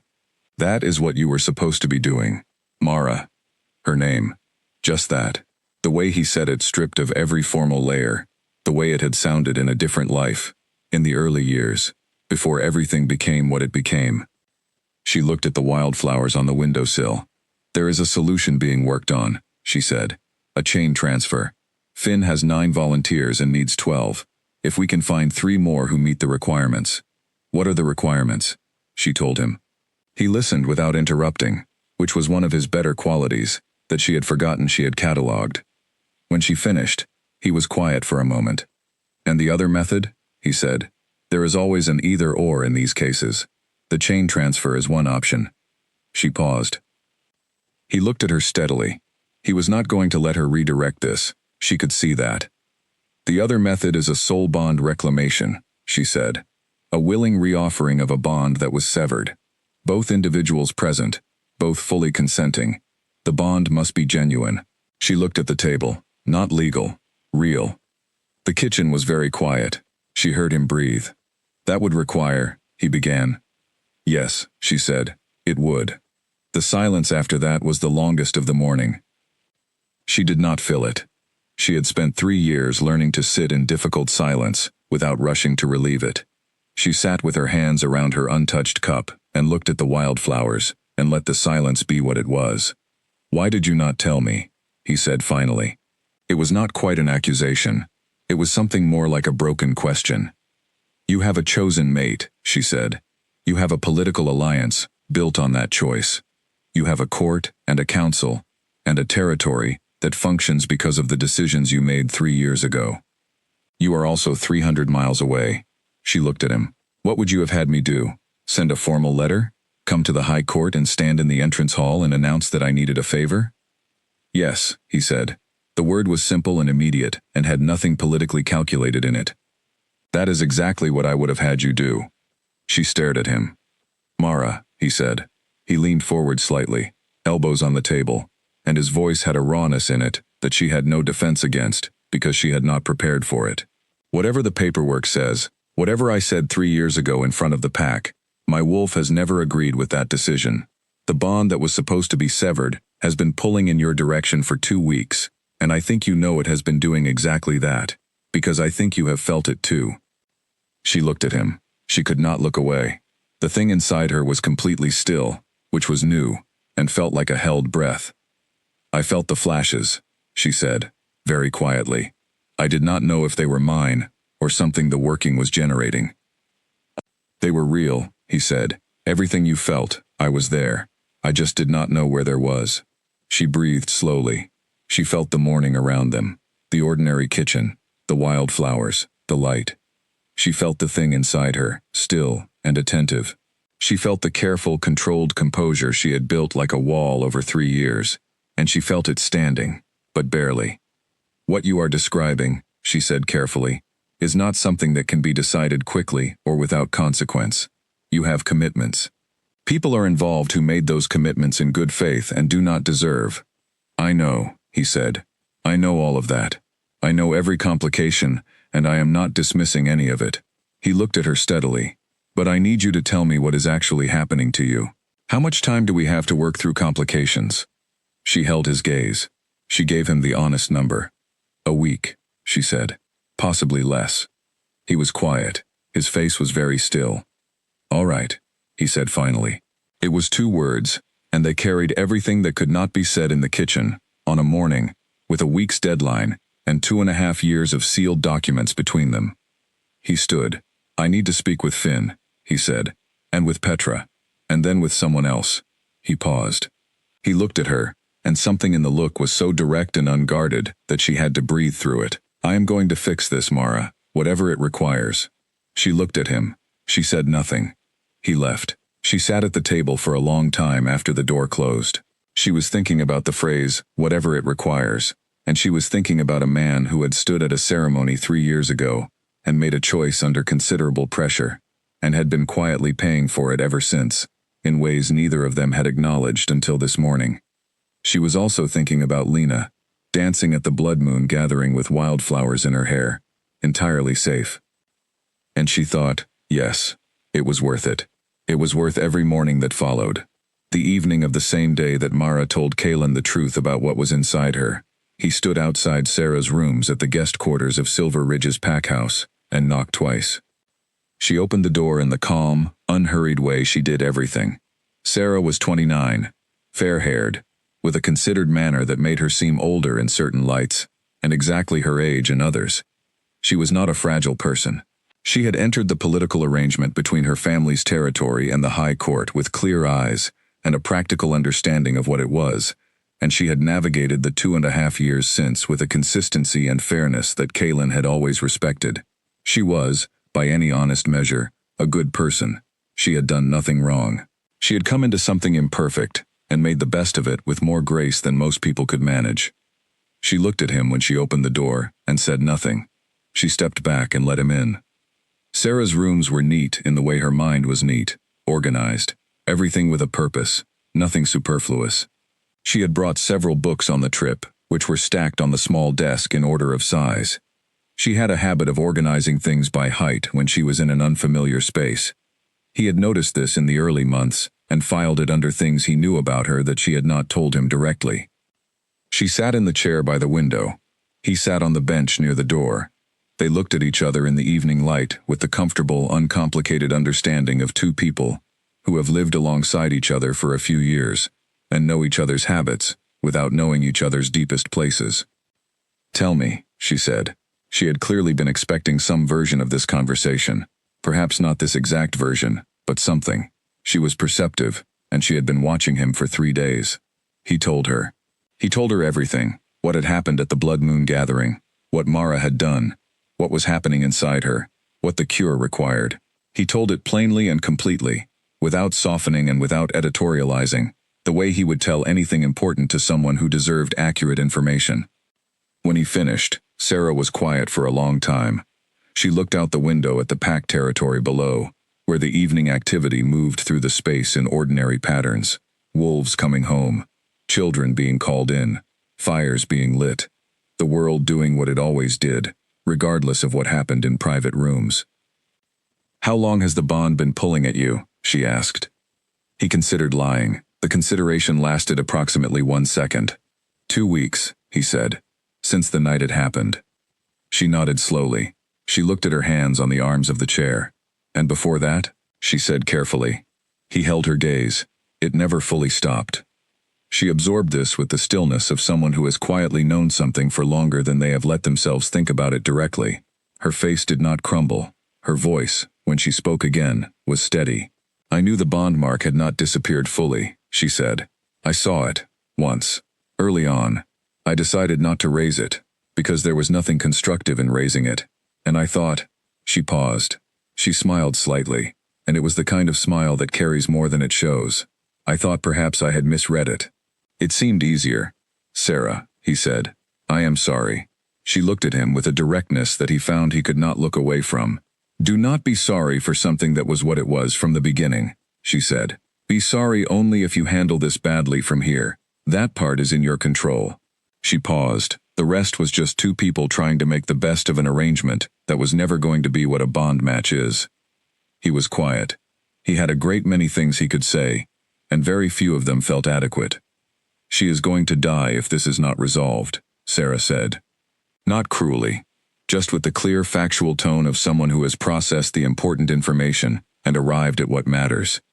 "She took a generational working into her body to save your sister, and the cure requires you, and so you need to go do what you need to go do."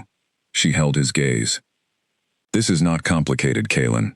It is only difficult." He looked at her. "You are remarkable," he said, and meant it. "I know," she said, also meaning it, in the matter-of-fact way of someone who has simply accepted an accurate description. "Go." He went. He did not go to Mara directly. Not yet. There were things that needed to be addressed first, the kind of things that could not wait, and could not be delegated, and that required him to do the work of being an alpha king honestly, rather than administratively. He called Dax first. Dax arrived within minutes, which meant he had been somewhere very close, and very available on purpose. Kaylin told him what needed to happen, the formal dissolution of the political arrangement, the legal process that would follow, the communication that would need to go to Sarah's family's territory. Dax listened, wrote notes, asked 2 practical questions, and then looked at Kaylin with the specific expression that he had been carefully not using for 3 years. "What?" Kaylin said. "Nothing," Dax said. "I am not going to say it." "Say it." Dax looked at him steadily. "I am glad," he said simply. "I will handle everything that needs to be handled on the legal side.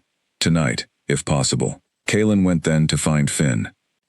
The young healer was in the PAC's record room, predictably, surrounded by old texts and his perpetually detailed notebook. He looked up when Kaylin appeared in the doorway, and then looked at him with an expression that was a very careful combination of hope and professional caution. "She told you," Finn said. It was not a question. "She told me," Kaylin said, "and I need you to tell me everything you know about the soul bond reclamation. How it works, what it requires, what I need to know." Finn set down his pen. He folded his hands on the table in the manner of someone about to deliver a complete and accurate briefing. He was good at this. He was going to be a great healer. Kaylin made a note to see that he had access to whatever resources he needed. The briefing took 40 minutes. Finn was thorough, which Kaylin appreciated. He did not leave out the difficult parts, the fact that the reclamation would require a genuine and complete reoffering of the bond, that it could not be performed as a ritual without genuine intent, that the bond had to be willingly re-entered by both parties, with full understanding of what was being undertaken. He also did not leave out the physical reality. The process of removing the working from Mara would not be easy. The working would resist. The bond, even in reclamation, would have to overpower what had anchored itself in the hollow space. There may be a period of significant pain for her, Finn said carefully. Possibly for you as well. The bond will be pushing against something that has settled in and does not want to leave. Will it work? Kaelin asked. Finn met his eyes. In every documented case of successful bond reclamation applied to this type of working, yes, he said. But the documentation is limited. I want to be honest with you about that. Be honest with me about everything, Kaelin said. I can handle accurate information. Finn nodded. He looked like he was going to say something else, and then did not. Say it, Kaelin said. Finn looked at the table, then at him. She is one of the best people I have ever known, he said.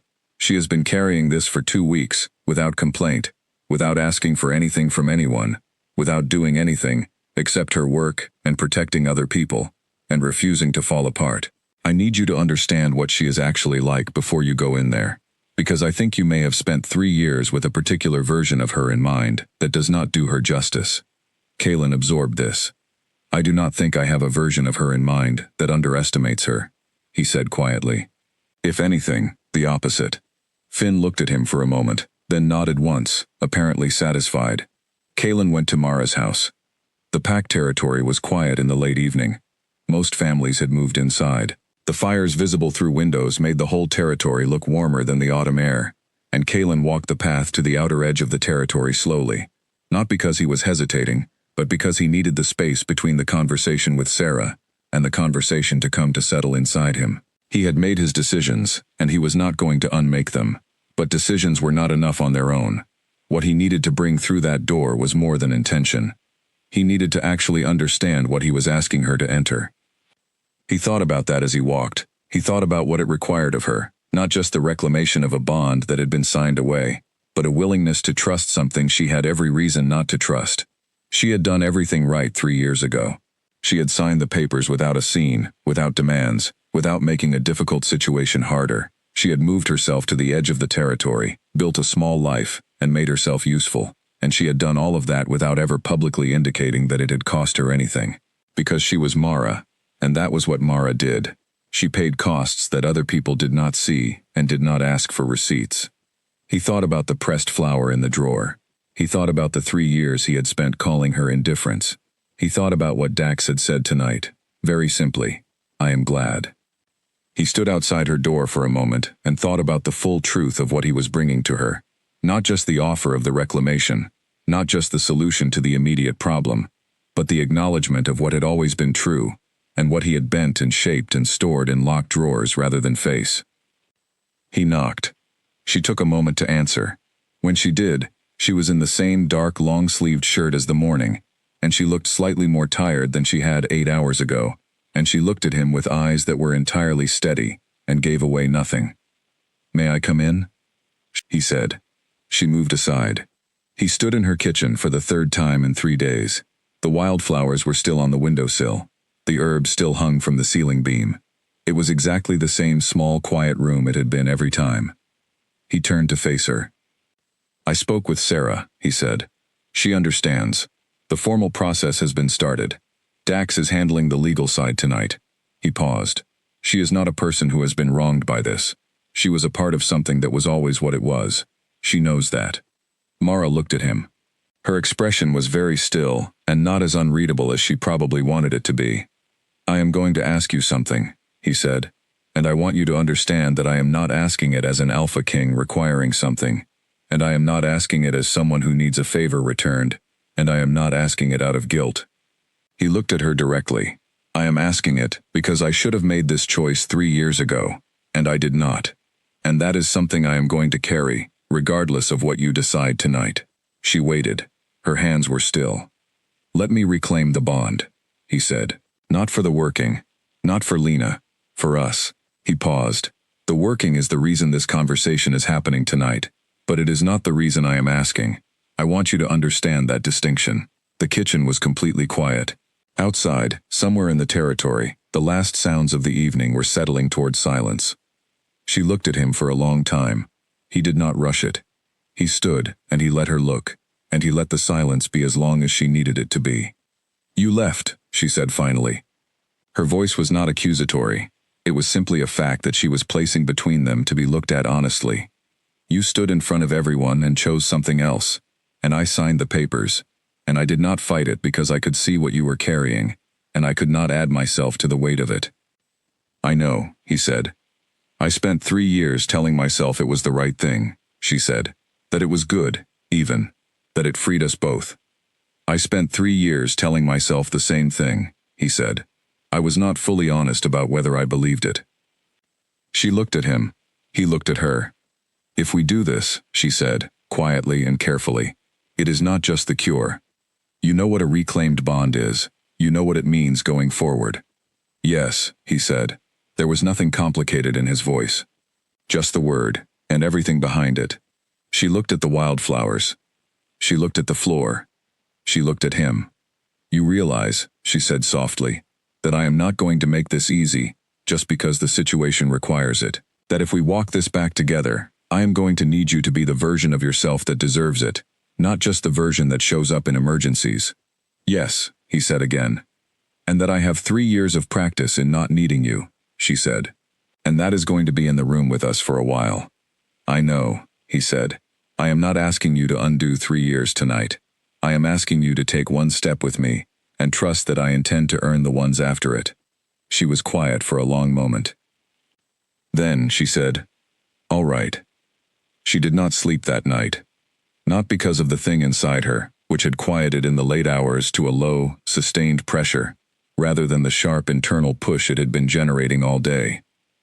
She did not sleep because she was thinking, which was not unusual, but what she was thinking about was, she was thinking about the one step, the thing she had agreed to in her kitchen while the wildflowers watched and the evening settled around the packed territory.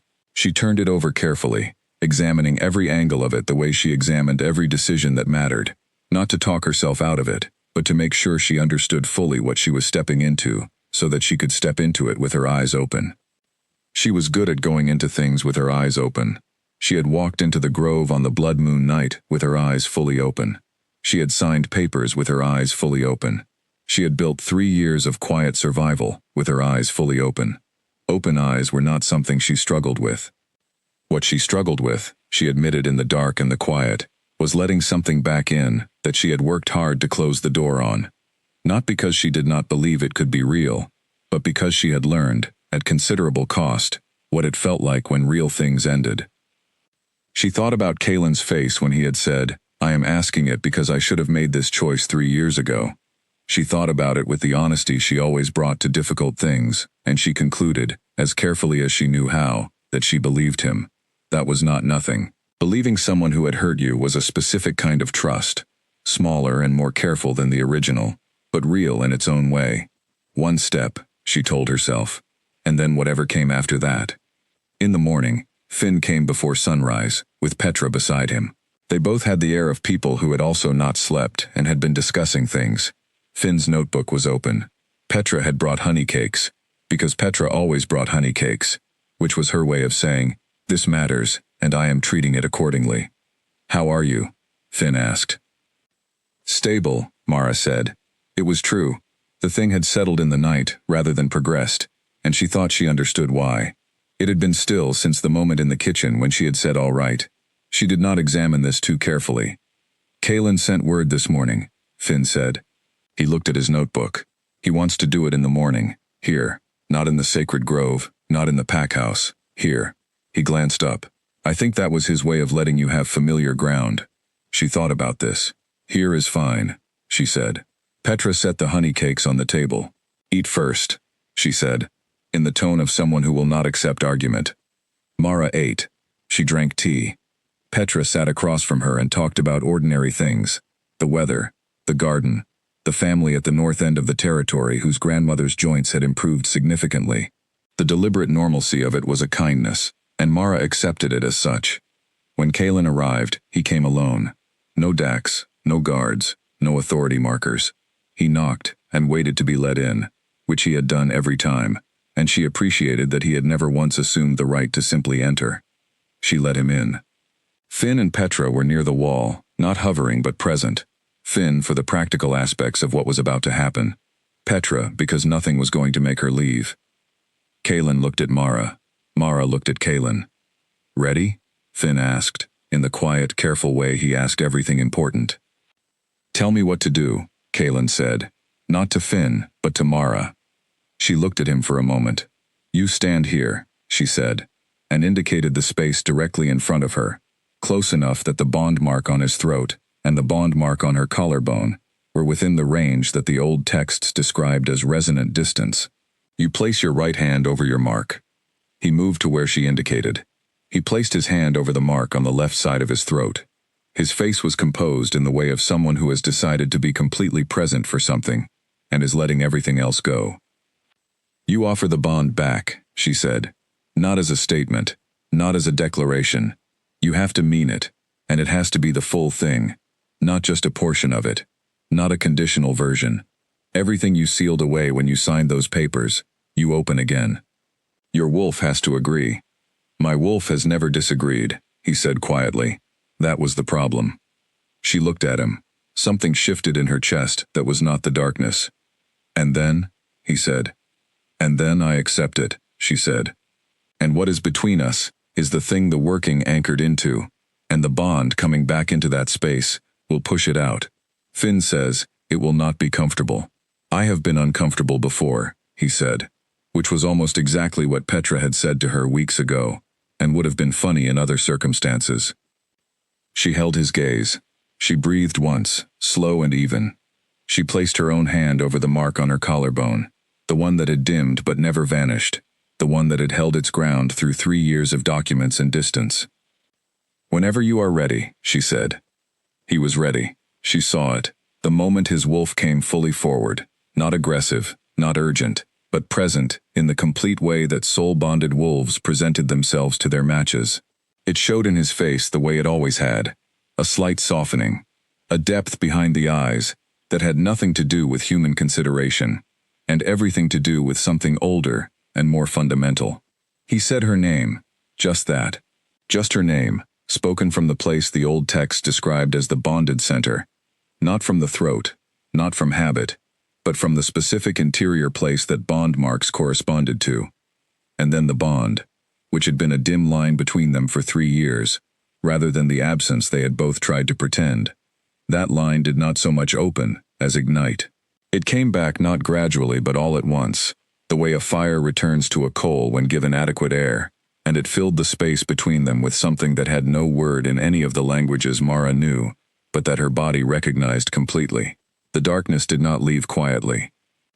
It had been inside her for 2 weeks, and it had changed strategy 3 days ago, and it had no intention of being displaced without resistance. The moment the bond reconnected, the working pressed outward with more force than it had ever used, not inward toward her center as it had been doing, but in all directions at once, as if trying to find any exit or any new anchor. Mara made a sound that was not loud and not quite controlled, and that she had not intended to make. Kaelin's hand came up from his own mark and pressed flat against hers over the mark on her collarbone.